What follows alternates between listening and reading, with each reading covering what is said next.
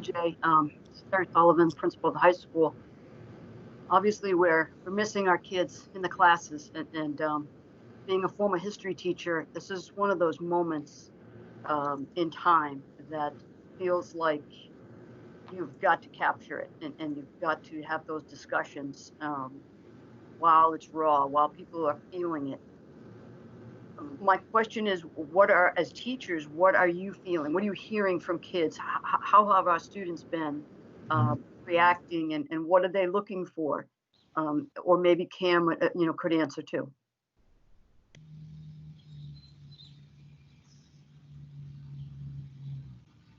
Yeah, Cam, why don't you take it, and then we'll go around to what other thoughts?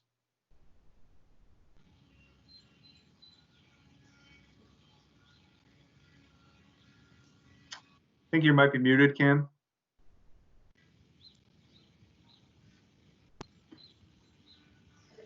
Another thought is maybe your headphones are taking over and they don't have a microphone. So maybe if you unplug the headphones. Living in a valley of flames like I win. We'll come back to you, Cam, while you get that sorted out. Maybe, Erin, do you want to start with that? Yes. So, okay, I'll start. Can I start with my fundraiser that I'm doing? Yeah, absolutely. Please okay, do. So awesome. So hello, everybody. I am one of the new, sort of new, this is now my second year at Abington High, new English teacher. And right now, so obviously, like Jay said, we and Terry as well, we are all missing our students, kind of trying to find ways to connect with people from our homes and from a distance, right? So if anybody saw what was going on particularly Instagram, but it could have been across social medias the other day.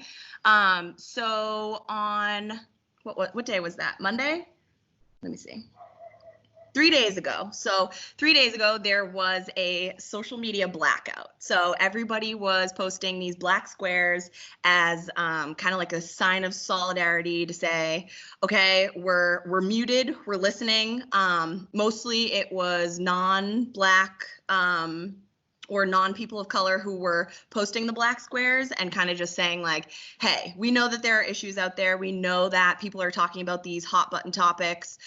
We know that these things have been happening, but we want to know more. So it was kind of an opportunity to amplify voices of people of color and kind of get them a chance to say, hey, listen up, like if we have the stand right now, like let's speak. So what I did as a person of color, I kind of took advantage of that blackout opportunity and I started a fundraiser. So it was kind of on a whim. And I had a bright yellow post to kind of contrast all of these black squares that I saw on my social media. And I said in big bold letters, I said, if you want to see me shave my head, read on. So I started this fundraiser.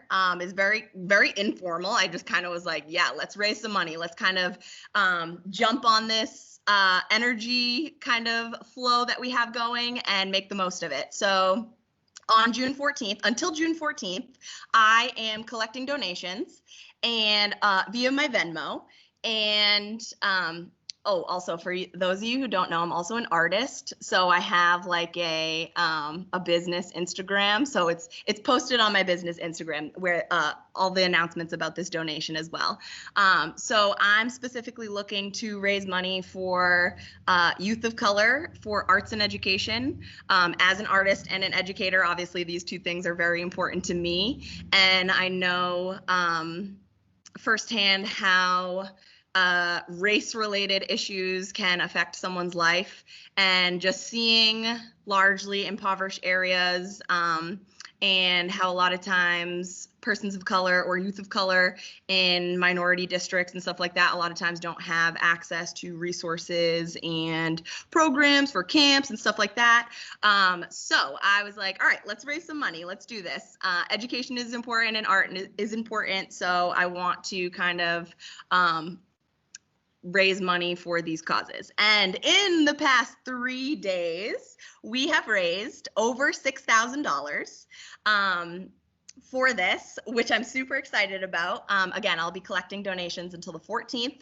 But one thing I will say to kind of tie it back to what the question that was prompted, I think a lot of people are looking for what can we do? What can we do right now, right here in this moment? We can sign petitions, we can donate money. I know a lot of people are in financial hardships with all of this out of work and whatnot, but there are ways to donate money without donating your own money. I've seen all of these resources, like things, if you just stream on YouTube, YouTube will donate money to Black Lives Matter and stuff like that. So it's really about kind of jumping on the wave and being like, okay, I hadn't started before, but I'm willing to start now. And even joining conversations like this is part of starting it. So I think that a lot of people, students especially, are looking for outlets of what can I do? How can I help? I want to be on this idea of like being on the right side of history. I want to do that. And I've had, I say this because a whole bunch of students have already donated to my fundraiser. And I just want to put that out there as one way that could help, but also to say, like, even if you don't have money, there are ways that you can still donate, or take 2 seconds and sign the petitions that are out there, or take this time to kind of educate yourself about what's going on and seeing where that kind of leads you.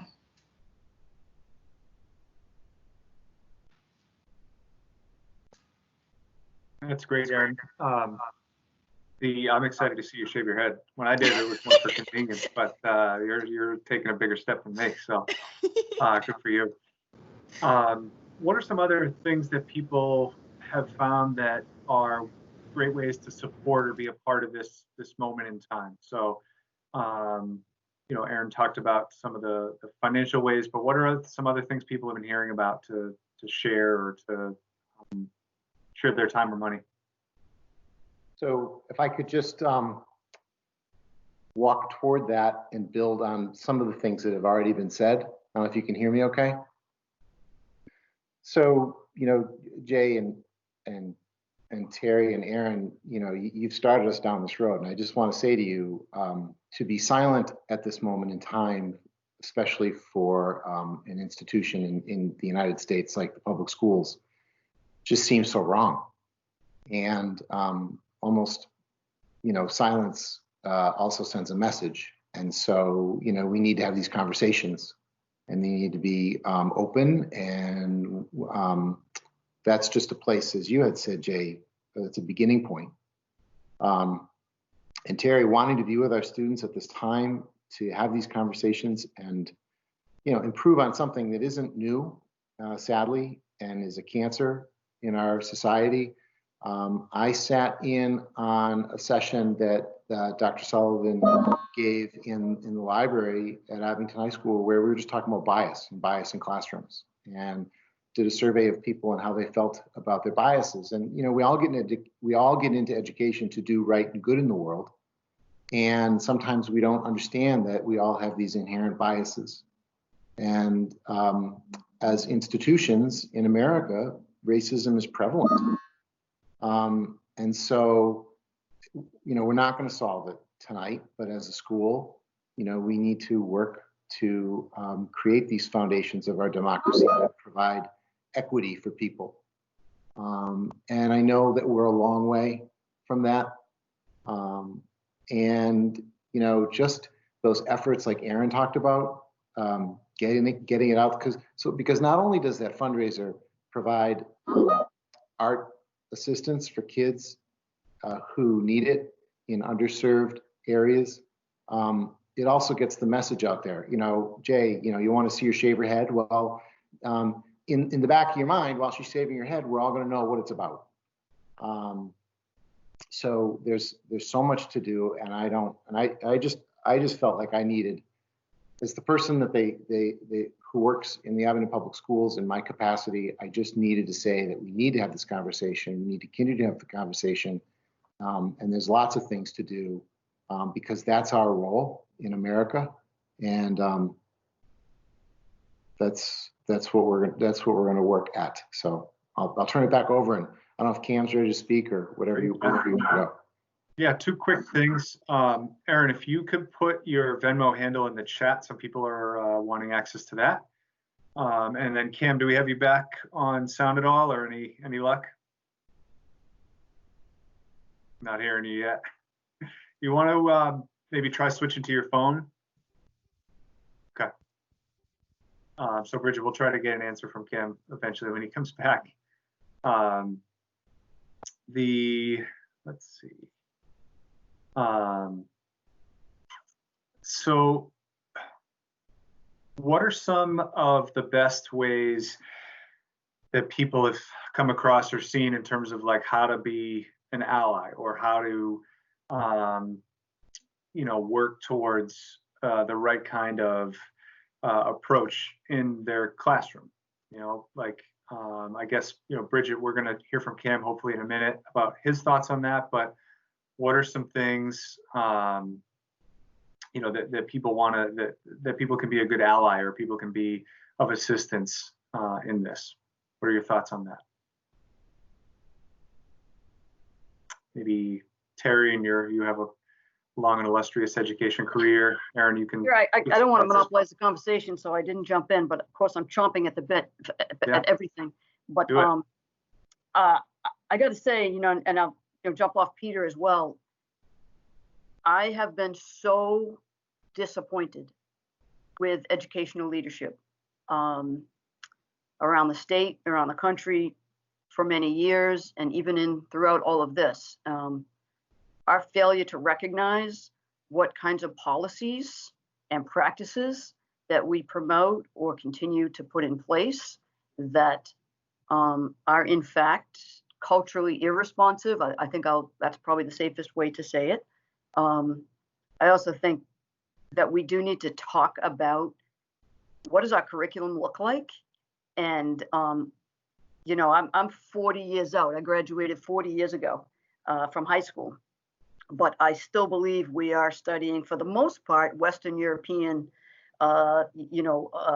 literature. And at least how many Black authors are we reading? How many of what is in our curriculum that ensures not that we are reading the white sense of Black history, but rather the Black. And I know that our kids read Howard Zinn, and obviously I'm proud of that. But I think big picture wise, we really need to look at what we do as educational administrators and leaders. And education is the only way out of this social issue, in my opinion. And it is such a great social reform, but this social reform has been an attempt for a long time. I wasn't, I was alive, but not understanding, Johnson's War on Poverty in the first Elementary and Secondary Education Act in 1965. But we're still not there with equity in education. We are still funding education based on real estate value.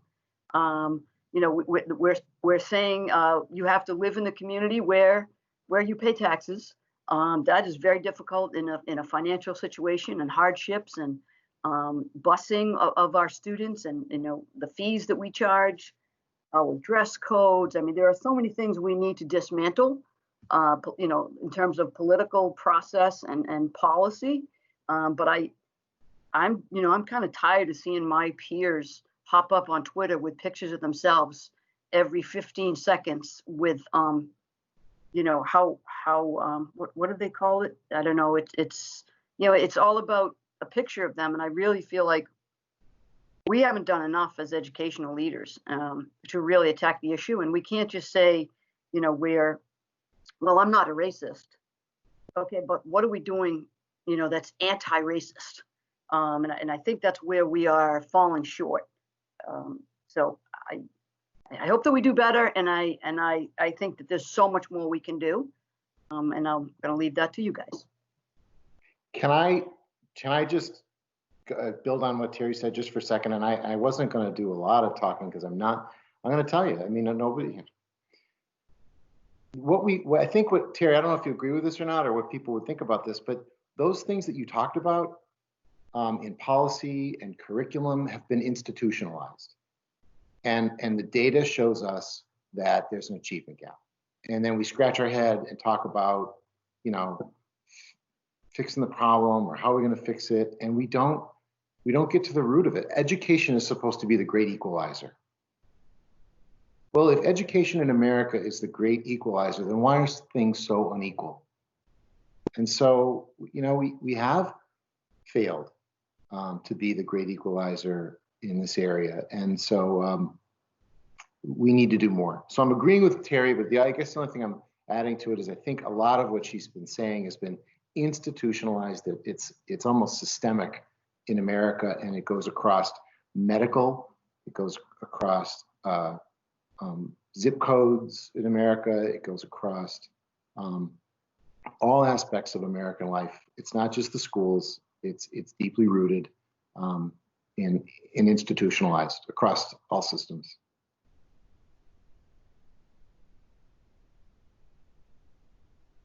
Thank you, Peter.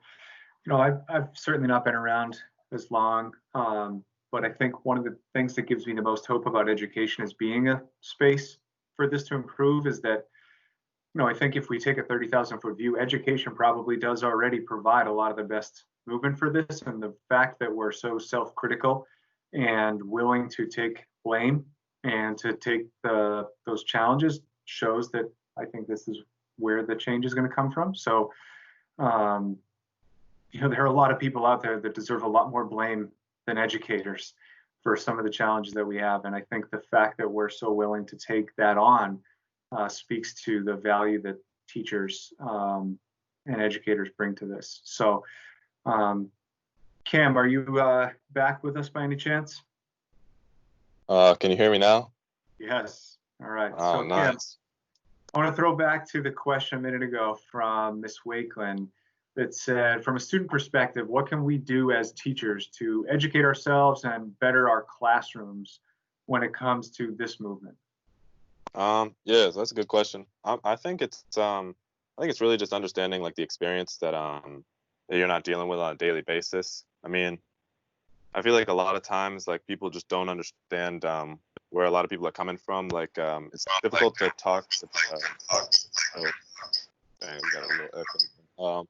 But I feel like it's difficult to like talk with people about like the wealth gap between like blacks and whites, or between men and women, or talk about like the Black Lives Matter movement and like how it seems so like targeted just to black people. And then people aren't aware of like the counter movements, like the Blue Lives and the All Lives Matter movement, and then they come at you with that. And then I don't know.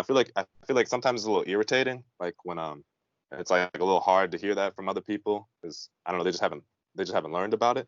And then it's just difficult because sometimes you feel like you're the only one who's like, you feel like you're the only one who's kind of going through it, and I think that makes a lot of people angry. So I feel like just having a discussion and maybe like understand the black experience a little bit better, because like the only introduction we've really had into like the black experience is like slavery, and then like post-slavery, where it's still a lot of oppression, and then, like from The Help, which was written by like a white woman, which is kind of tough. But I don't know. It just seems like everything's so old. We hardly ever talk about the current problems, like that current wealth gap, and like how like black people are being affected like disproportionately, being thrown in jail than like white people or other people of color, like no white people.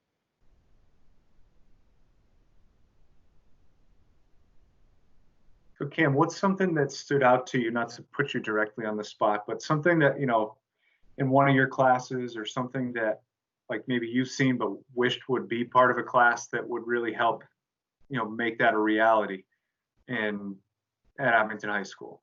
So some kind of, a movie or a writer or somebody you're familiar with. So that's a good question. I mean, I remember I was in Mr. Cutter's class, and we were reading The Help, and I was like so frustrated because like we were reading The Help, and like I didn't think the book was that interesting, and also it was like our introduction to like the black experience, and like it was written by Catherine Stockett, so I was like, why can't we read stuff like The Invisible Man or something by Ralph Ellison? I think Mr. Cutter, like we were driving to a Frisbee game one time, like, and we saw like one of those trade-in library things. We found like Song of Solomon, and like I mean Toni Morrison is a great black writer, and so I mean those two authors are great, and just like I think I forget the name of the documentary, but it was on the wealth gap in America today, and how people are like white people usually live in the same communities, and it kind of broke that down, like how housing was kind of segregated. They wouldn't let black people move into like these suburb areas, and it talks about white flight, and it talks about it goes a lot into the wealth gap. I'll get you the link, but I feel like that was really good. You know? Thanks, Kim. Can I sort of speak to that? I was going to throw it to you next. Yes. Oh, perfect. Wait, I'm just scrolling up so that I can actually see what question she typed. It was about like how can we be better, right? Like in the classroom.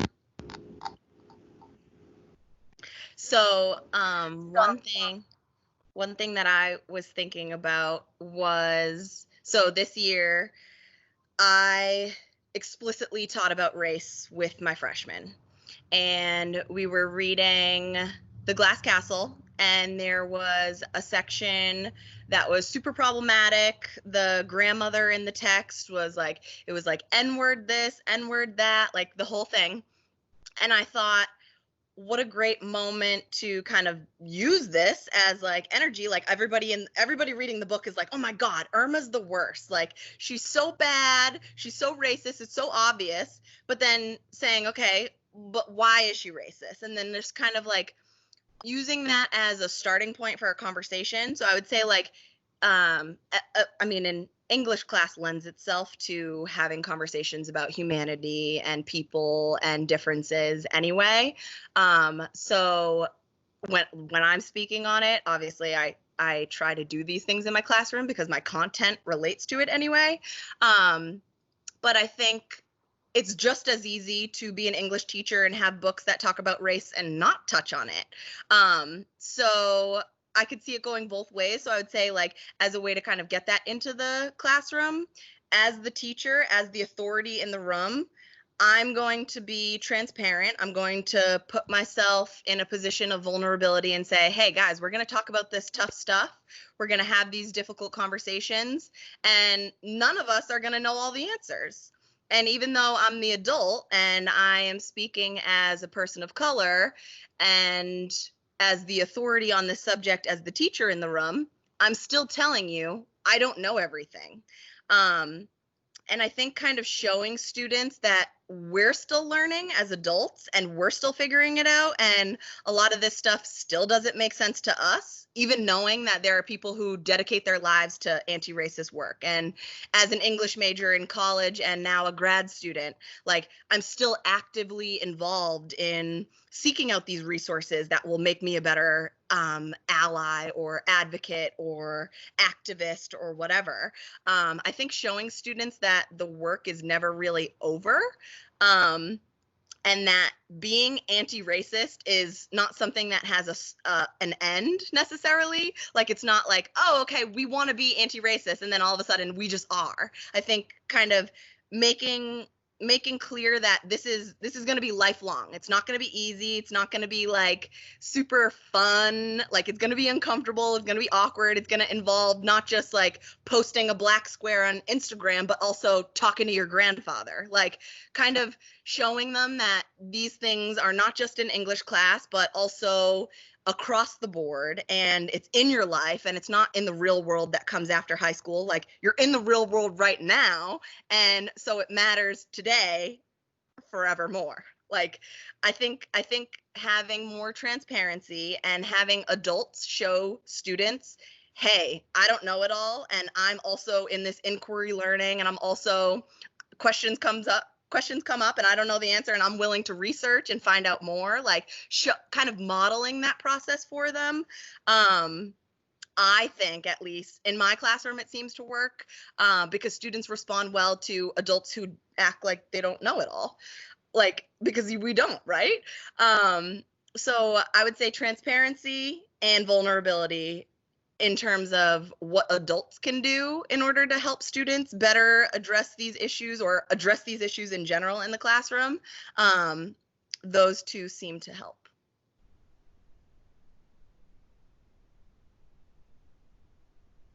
That's great, Erin. There's so much in there. You know, I feel like I could have asked 10 questions and those were answers to all of them. So I that's talk excellent. a lot. You know, as a, you know, in a similar vein with the history experience to the English experience, I think, you know, some of the stuff that seems to resonate most in my classrooms are some of these things that deal with race and racism in America's past, because I think, you know, given that our audience is predominantly white in Abington and the South Shore, Massachusetts, I think this is not part of the shared experience for people and most people in the classroom. And so it does kind of have this natural shock value of like, wait, that can't really have happened, right? Like there's no way, you know, the Tulsa riots could have happened where they're dropping bombs from airplanes on Black communities 100 years ago, you know, like that. And so I think for me, you know, I try to have that shock value because I think that does engage students, but I want to go beyond that in terms of like, how does that resonate and make change, you know, move the needle, so to speak. Mm-hmm. And I don't know if you have any thoughts on that, Terry or Erin or Cam, in terms of like how to then, you know, once you shock people into realizing like, wow, this is like actually part of the American experience, like how do you then start to move the needle once you've kind of grabbed people's attention? Terry, do you want to take that first? I can tell you that I don't know how to move the needle. I feel like my heart's in the right place. I think my intellectual endeavors are in the right place.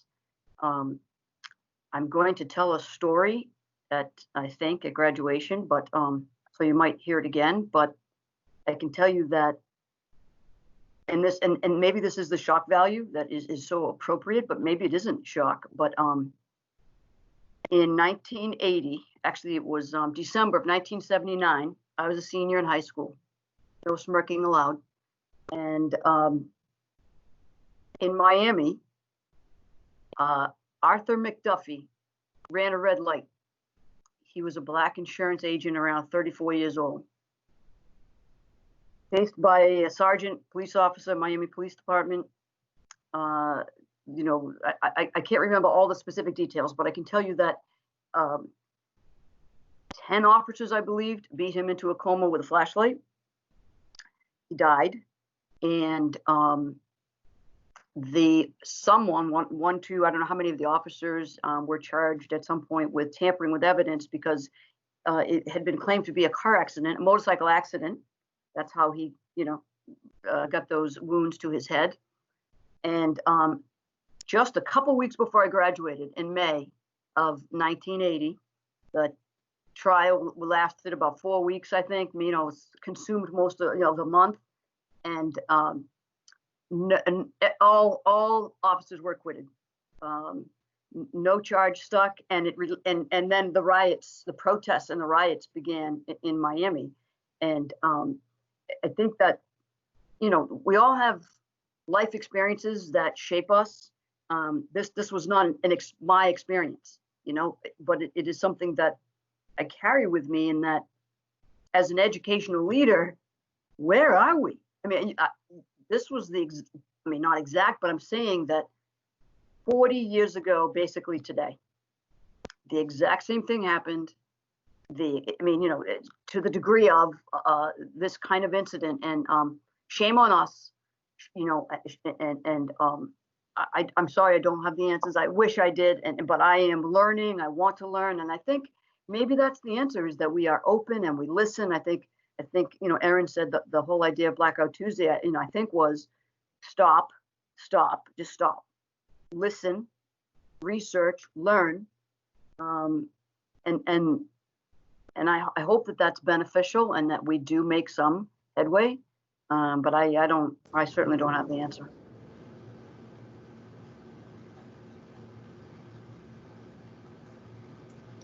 Thank you, Terry. Hi, I it's don't Vicky. expect that any one of us would have an answer tonight. Did I just cut somebody off? Sorry, I was just gonna make a comment. It's do. Vicky. Sorry, I don't have my camera on. I have my No boys problem. here listening with me, so there are teenage ears. I just wanted to tell you how much I appreciate what you're doing tonight.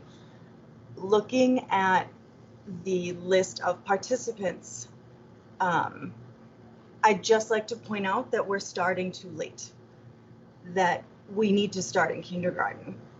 And I shouldn't be afraid to go in and say Black Lives Matter, but I am. Because if I go into the school and say that, someone's going to say something to someone who's going to call, you know what I mean? And when I wanted to do a project about Black history, it was hard to get teacher buy-in. It's hard, and I get it. And I'm 100% willing to have conversations. Actually, I love having conversations about why all lives matters is hurtful. And I'm white, so I'm not exhausted like people of color may be. So that's the other thing, you know, we're starting too late. And also there are teachers like me who do have the energy to pick this up and want to help, but don't exactly know where to start.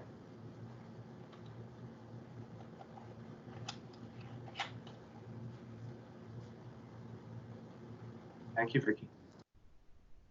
I think you're absolutely right. You know, this is, you know, as a white kid growing up, I had the luxury, I guess, or whatever, like race was something that my parents could conveniently introduce to me, you know, and for people of color, that's not the experience. And so I don't know if, you know, if it's a good transition to move to that, to, you know, if people want to speak about, you know, how race is a part of their life and their experience. I know we also have a question in the chat that maybe we can move to next, if people want to address that question of, like, you know, how do we start to have the conversation about race in the younger grades? Sure. Can I just offer one piece, though?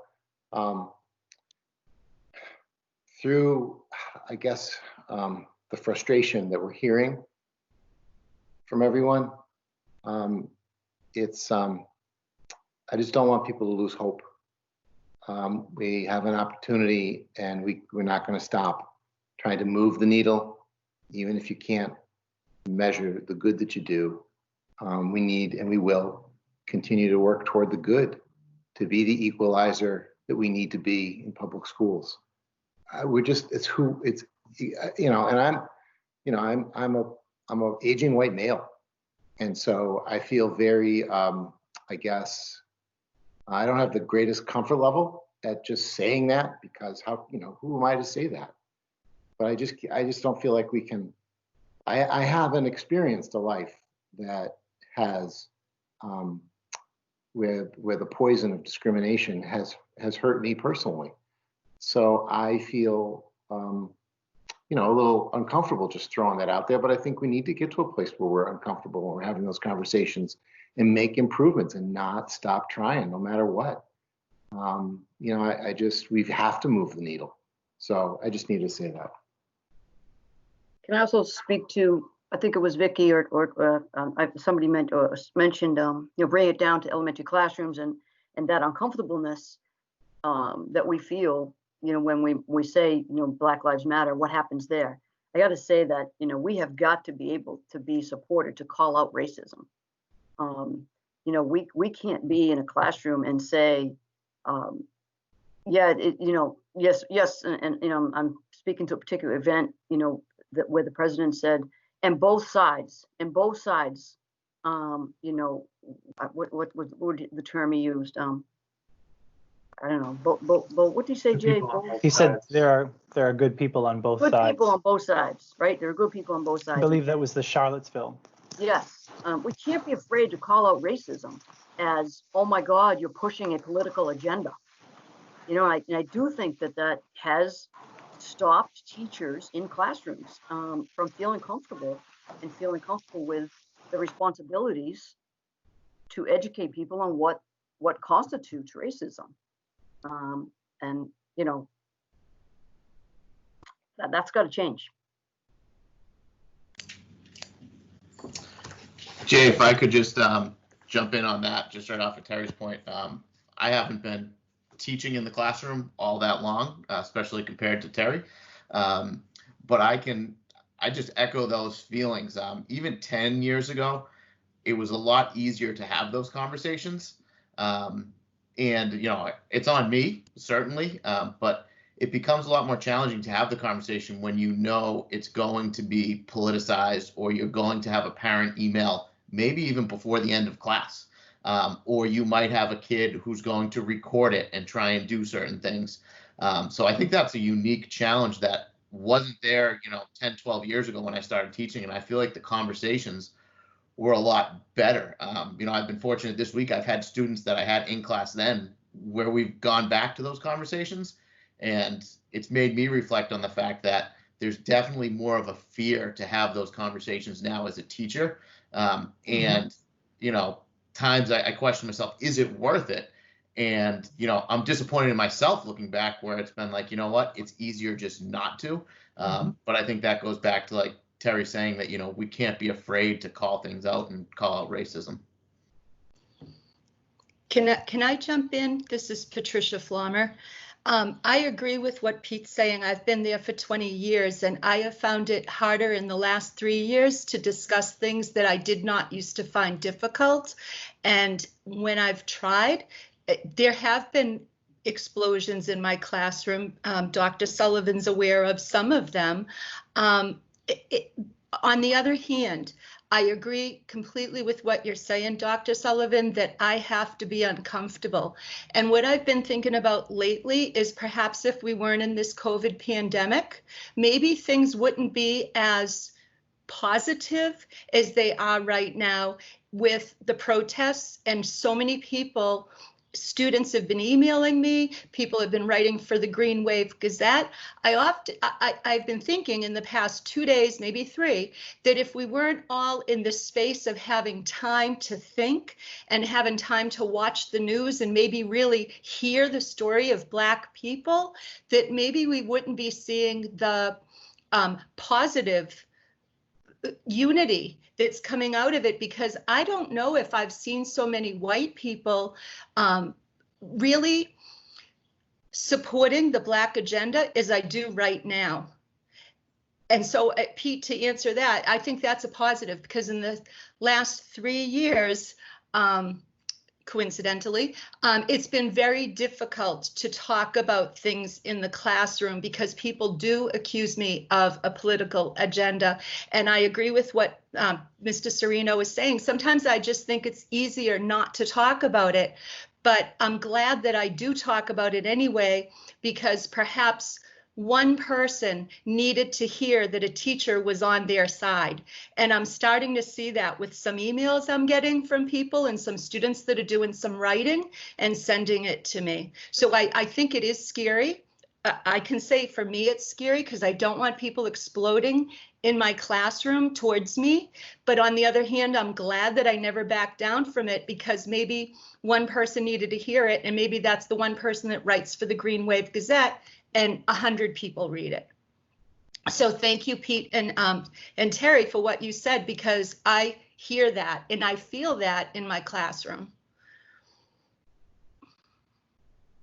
Yeah, I can say too, to echo a lot of that, I've felt empowered by leaders like Terry and Peter who've made it comfortable that, I can say something that's not perceived as neutral in the classroom, and that's okay to do that, and to give space to have that conversation, and you do your best to educate people as to what the facts of the situation are. And it's unfortunate that facts have become politicized in recent years.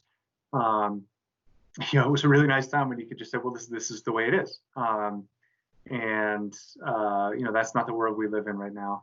I can say too, to add on to this, one of the more frustrating conversations I've had with people in my family over the last couple of days, and I'm sure people have had similar things, is the news media has never met a fire they didn't love, and I've been really frustrated with the way that they've hijacked the narrative of these movements to focus on the violence. And you hear relatives or friends saying, or people I live with in town that I thought I respected, being like, oh, but the violence. Like, no, that's like so few people, and you're just falling into this trap of like, this is not what this is about.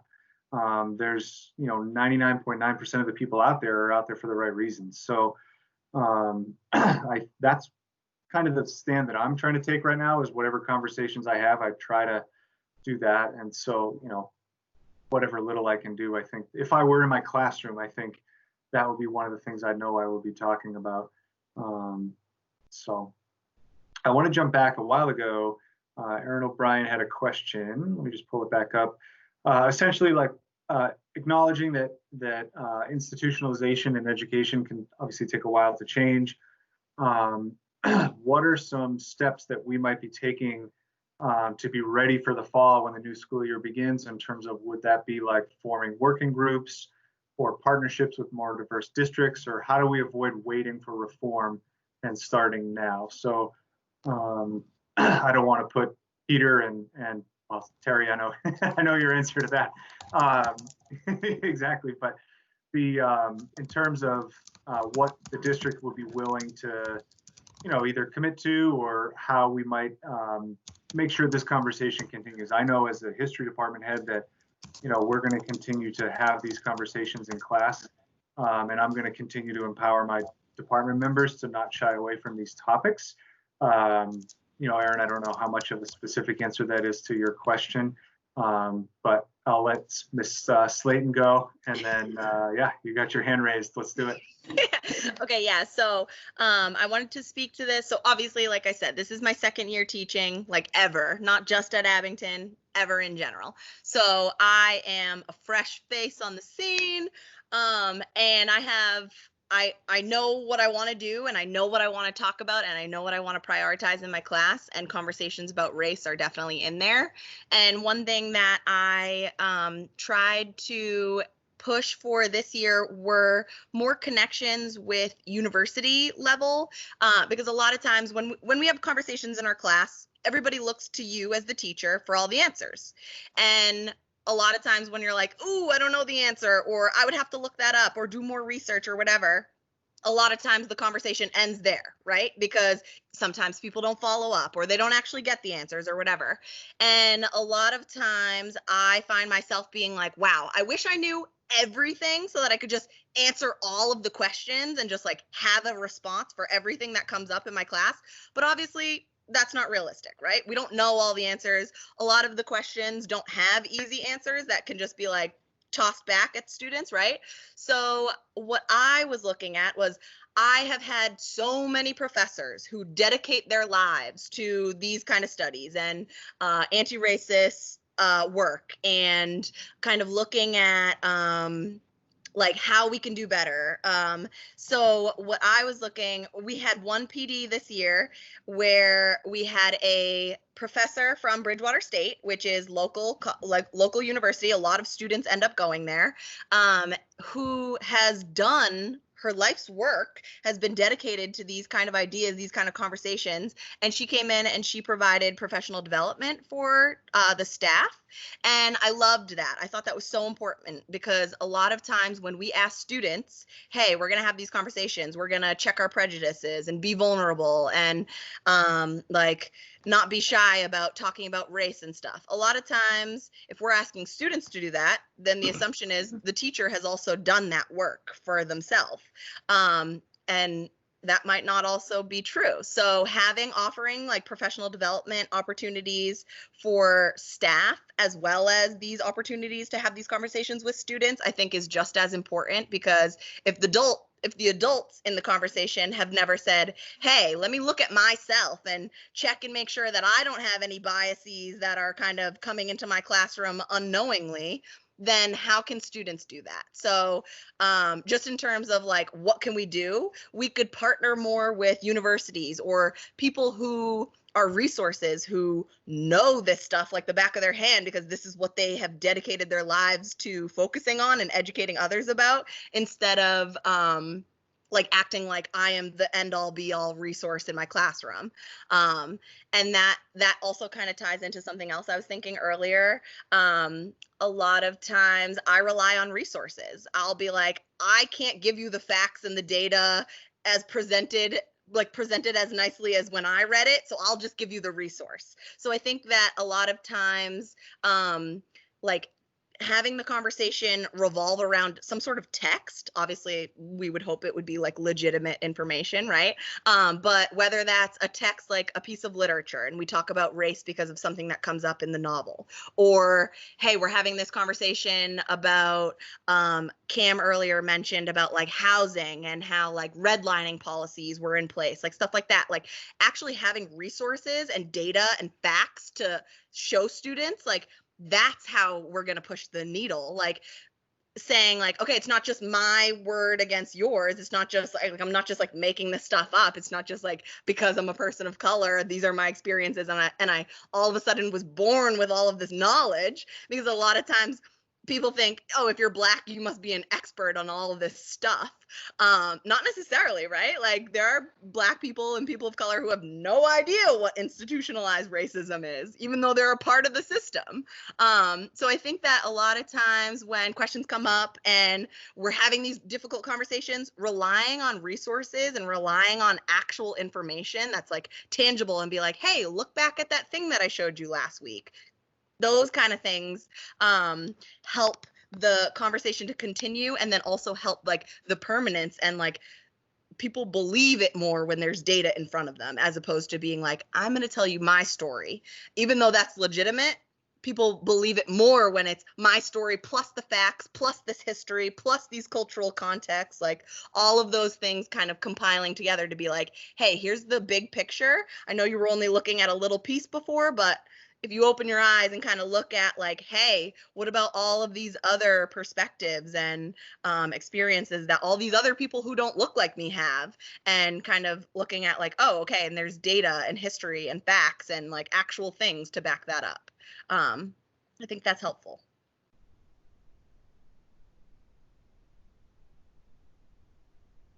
Peter, did you have something you wanted to add in? Honestly, everybody did such a better job than I was going to do. I just wanted to add not tolerating racism by either, not calling it out, by being a bystander and not stopping it. That's obviously a responsibility that we all have, but certainly as administrators we have. Something that we're doing this summer is we're looking at for the administrative team to read is a book called Why Are All the Black Kids Sitting Together in the Cafeteria? To start this, to better start this conversation. And I have to tell you, I was talking to Jonathan. I'm going to call you out, Jonathan Hawes. We were talking today, and Jonathan's like, we need to listen. We need to bring our students and our families of color and talk to them and just listen too. To come up with a better plan and better approach. I think, you talked about the curriculum materials, you talked about bias and equity education. And unless you have somebody point out to you as an educator, because we all get into this do right and good in the world, you don't necessarily know or understand that you have a bias when you walk in the room. And we need to talk about that in professional development. And so those are just some add-ons to the smart things that people already said. Thank you, Peter. Cam, I wanted to throw a question to you, keeping with the theme of throwing Miss Wakeland's questions your way. She asked another great question, so I don't know if you saw it in the chat, but essentially she's pointing out as a math teacher, and I'm sure other teachers in non language arts or history classes can relate to this. This is not something that typically comes up, discussions of race in class. So, but she wants to have that happen more. So do you see that as a student as something that would be better coming from her to say, look, we're going to talk about this today, or is it better to let the students kind of start the conversation? What are your thoughts on that, Cam? Yeah, that's a good question. I think there should be like some sort of safe space where they can like maybe it's during class, or maybe even like something after school or something like that, or where she's able to just like talk about, like they have like an open dialogue. It's not just, oh, there's a bunch of racist systems that are affecting Black people, and you guys need to listen to this. You need to help fix the problem, because then like people aren't, they're gonna tune out, and then they go home and they like look up like counter arguments that just like wanted to rebel on that argument, and then they start talking about like self-segregation as like as mentioned in Why Are the Black Kids Sitting Together, or like they start talking about things like Black on Black crime, or like Black people, or like they see these videos of like these people being brought on to like news shows, and they're talking about how Black people are just trying to victimize themselves. They have the same opportunities as me. I think it's just like, I think it's important to just just provide a safe space. Maybe save like 5 minutes at the end of class, just have like a discussion on that, maybe like something on Fridays or something, like, just have like, or maybe like during February, you know what I mean? Maybe save it for that month. I don't mean to like dedicate your whole class to discussion on Black people, but maybe just like have an open door policy where you're able to have that dialogue, you know what I mean? One thing that I was thinking with that too, so I know, so Dr. G said in the chat feature about how I had a lesson and I shared it with my department, and then I ended up sharing it at Bridgewater State with local South Shore teachers who wanted to initiate a conversation about race in their classroom. So one thing that me and Dr. G have talked about a lot this year, so she did the same type of setup in her class. So, but the questions that came up were students were saying, okay, I get how race is in English class. I get how it's in history, but how is it in math and how is it in science? Like, how is it related to all these other things, right? So I'm like, yeah, okay, that's fair. Like, it doesn't easily relate itself necessarily, but does that mean we just shouldn't talk about it? No. And one thing that I thought was, I don't know if anybody's seen the movie Hidden Figures. Anybody familiar?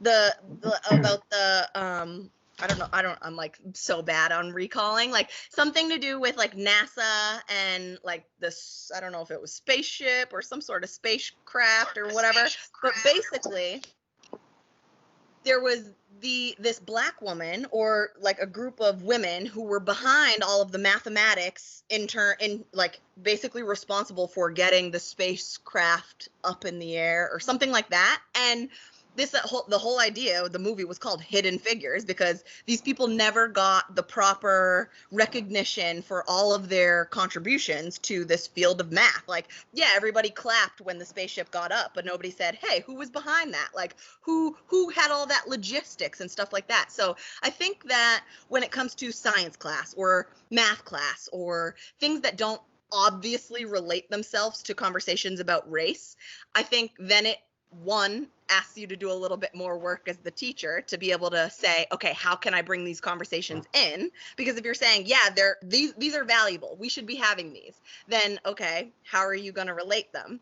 So I think like looking at like the history of math or like the history of science, like who came up with these ideas? Who came up with the like scientific method or whatever? Like there are human beings behind all of these ideas that we talk about. And so much we learn in a vacuum and we don't say like, okay, but there were human beings who all worked together to come up with this Pythagorean theorem or whatever, like, and some of those people were Black or some of those people were people of color or whatever. So I think that's how those conversations get in. And the whole idea that these are hidden figures, like, yeah, because they never got the recognition because it was however many years ago. And at the time they were like, yeah, we'll quiet you, we'll shove you to the side and get all of the propaganda, like all of the media acknowledgement on the fact that the spaceship went up in the air or whatever, but not who got it there, like that kind of thing.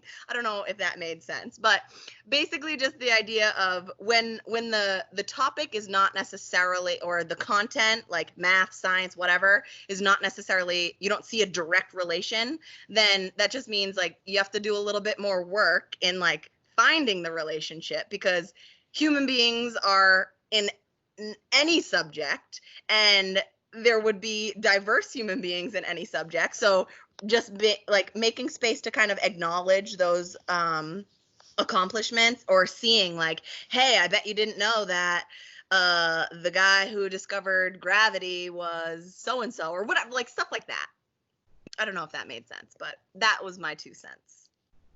Thank you, Erin. It kind of pairing off of that, I wanted to make a mention. Ayanna Mathis really wanted to join. She works at Sub Galley and she said she gets out at 5, but if it was going to be really swamped, she might be late.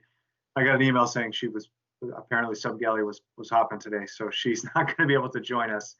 But I wanted to at least talk about why I invited her. So some of us may have seen that she started an Instagram page called America's Minority. And so I think this, as teachers too, is something that we can encourage and highlight and spotlight, is this kind of activism and involvement of our students. So that's something that, any teacher can do, doesn't matter what subject you are, is to, make sure that you're engaging with students in that way. So it's a shame that she can't join us. It's great work. And, I know I speak for all of us when we say we're really proud of what she's doing and doing with that. So I thank her for her willingness to come. And then let's see, I want to throw it to Mrs. Bryant, who has her hand up. So go ahead. Hi, everybody. My name is Jada Bryant, and I go to Abington High School. And I know I'm a little late, but I just want to share my ideas of some things I would like to see in my classroom when I return to school to fall, hopefully. So I have been going to Abington my entire life, and being a Black girl in a predominantly white school can be difficult at times because you don't really see as much diversity in between with your peers and your teachers, and a lot of the time the education. And I have noticed that there hasn't been much talk about Black history and the curriculum. Like in my English classes, there has been a lot of talk about Black issues in the community in pretty much America, about racism and bias and all of that stuff. But I would just want to ask, what would I be seeing when I return to school? Like, will there be more talk about the problems in America regarding racism and bias and things like that? Thank you, Jada. That's great. I certainly hope so. And I know our administration is committed to that. And I think from this, hearing the teachers are definitely feeling more empowered to do that. So that's my sincere hope. And I hope that you would call me out or call any other teachers out if we're not living up to what your expectation is for that, because we can do that. So, and we should be doing that. So I think, I want to hear from you if we're not doing it right. So thank you for joining us and your thoughts. You're welcome. I just, last year I had to bring it to my history teacher's attention that there hasn't been really any talk about Black history during February, and the school will probably want to shine more upon that subject and that issue and that whole idea of the Black community, because it's history and it's Black History Month, and I didn't get that. And I did do something for history class, but next time I would just like to be able to sit in class and just learn about like African American history, things like that. It's interesting. Other than slavery, right? Yeah, right. Because slavery isn't really a part of our history. We just interrupted it. It's a conversation we have a lot because it's, on the one hand, it seems a little, Jade, I'm just going to mute you real quick and then I'll bring you back in because I'm getting a little feedback off of you. We've had the conversation a lot in terms of, do we want to, it seems disingenuous to just do Black history in February. Like, we want to do Black history every month. And so that's something that, like, if that's not happening, it should. And certainly, I've always tried to approach it like, I want minority history, Asian Americans, African Americans, Native Americans, I want that to be part of everything that I'm doing. And so I think that, maybe we can provide more choice for students in terms of, like, if you're going to choose your own adventure or choose your assignment in February, that allows students to go that way. So Terry, why don't you hop back in with some thoughts on that as well? Yeah, I think, hearing Jada has been helpful too, and Cam, but I want to make sure we do address exactly what you're saying, Jay, that a lot of places, a lot of schools, a lot of our country, a lot of individuals use the idea of, look, we did that. We celebrated it in Black History Month. Aren't we culturally responsive? Look, we have a safe space, versus the big systemic pieces of, we've really studied our curriculum and this is embedded in who we are and what we do. And we want all spaces to be safe. And I feel like we have to be careful that we don't pat ourselves on the back and say, you know, woohoo, look what we did. We did something during Black History Month. We really need to make this a deep dive, you know, cultural, systemic, real look at our own infrastructure, and not just be cursory about it.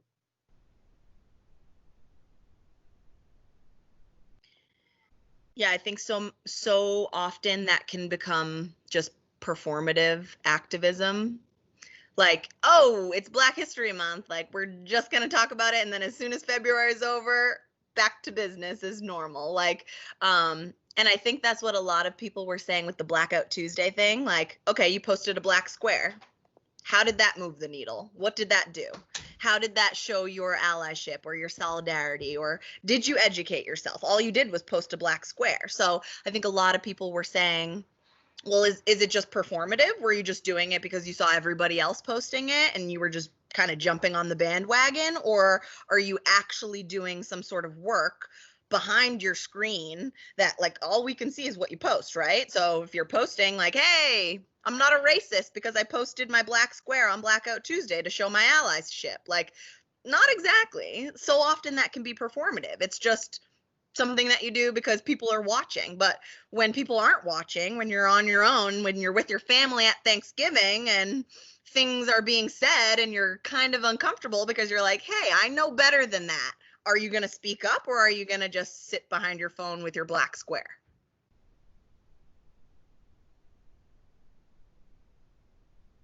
So yes, that's great. I think, you know, we've reached kind of the end of the time that I wanted to allot to this, and out of respect for the panelists' time and the people joining us time, I'm going to bring this to a close. So again, I wanted to thank our panelists, Peter Schafer, Dr. Teresa Sullivan, Ms. Slayton, and Cam Curney, and then Ayana, who couldn't join us. You know, I know that a lot of people in the chat were making comments about, like, look, we need to commit to whether it be panels or furthering the conversation and making sure that doing this. And given that most of us in here are educators in the school, I think that's something that we're all willing to do. And so this is not a June 5th, 2020 thing. It's not a 2020-21 school year thing. Like, this is something that I think is worthy of us committing to the rest of our career. So, you know, I appreciate everybody taking the time to do this. And, you know, it's, I can't think of a more worthy cause in this moment in time. So I wish everybody well. It's good to see everybody, even if it's just virtually. And yeah, I appreciate you coming out. So please feel free to send any questions or thoughts my way. If you have anything that you want to, you know, you want to go over, or if you want to add to this. I know this is recorded, so as long as I didn't mess anything up, people should be able to go and look back at this after the fact. And then Erin, did it look like you have one more thing you wanted to say before we head out? Yes, I just wanted to make one more plug for my Shave Head Foundation, just because I said it in the beginning. But if anybody joined and didn't hear it, I am shaving my head on June 14th. And until then, I will be collecting donations. I put my Venmo in the chat feature, and all of the money. So far, we have raised $6,675 in the past 3 days. And all of that money will be donated to arts and education for youth of color, preferably locally. I'm already starting to look at places where the money will actually end up going, but I want to see how much we get by June 14th so that I can decide, okay, is it all going to go to one? Can we split it up into 2 or 3? But I will be super transparent about posting where all of it will go. So check out my Instagram or Venmo me. Great. Can you put the Venmo in one more time at the bottom of the chat so it's convenient for people to access? Yes. Awesome. Thank you, everybody. Have a great night, and see you all soon. Thank you. Thanks, Jay.